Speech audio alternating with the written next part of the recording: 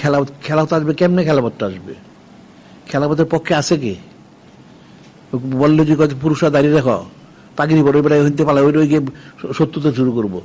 আর ওই মহিলা যদি কত পর্দা কর, ব্যাপার ধরিস না, ওই মহিলা গিয়ে শত্রুতা শুরু করবো। সে তো জীবনে পর্দা করবে না। আর যে বাদ্যা মাদ্যা যত আছে এগুলি বন্ধ কর, ওইটাই গিয়ে ষড়যন্ত্র শুরু করে দিব। বিষয়টা তো সহজ জিনিস না। এর ইসলাম চায়, হ্যাঁ এরা চায় আধুনিক ইসলাম, নাউজুবিল্লাহ। আবার আধুনিক কোন ইসলাম আছে?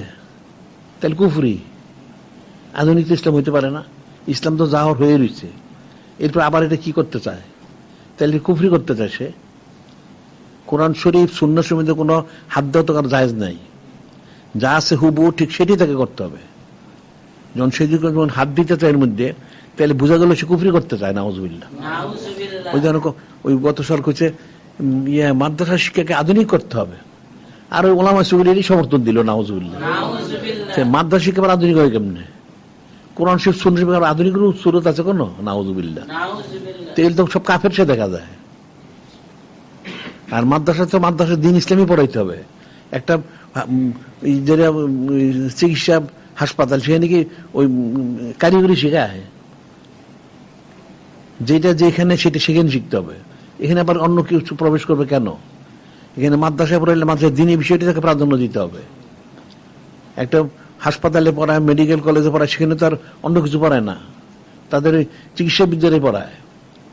আর ওই তাদের যে ইঞ্জিনিয়ারিং কলেজ ইউনিভার্সিটি, সেখানে তো আর ডাক্তারি বিদ্যা পড়ায় না। যার যার যেটা সেখানে সেখানে পড়ে। তাহলে মাদ্রাসায় তো দিন ইসলাম শিখাইতে হবে। এটা মাদ্রাসা আধুনিক করে, নাউজুবিল্লাহ।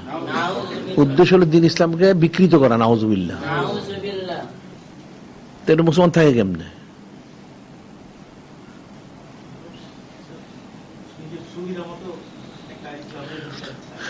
মানে সে আসলে চায় যে মুসলমান আছে, ঠিক আছে থাকুক, তো তার নষ্ট যেন থাকে, নাউজুবিল্লাহ। ওই যে বলে না বিচার ঠিকই মানবো, তাল গাছটা তাকে দিতে হবে, অবস্থা সেরকমই। মুসলমান থাকবো, নষ্ট যেন থাকে, নাউজুবিল্লাহ। এদের দ্বারা জিনিস কি কাজ হবে?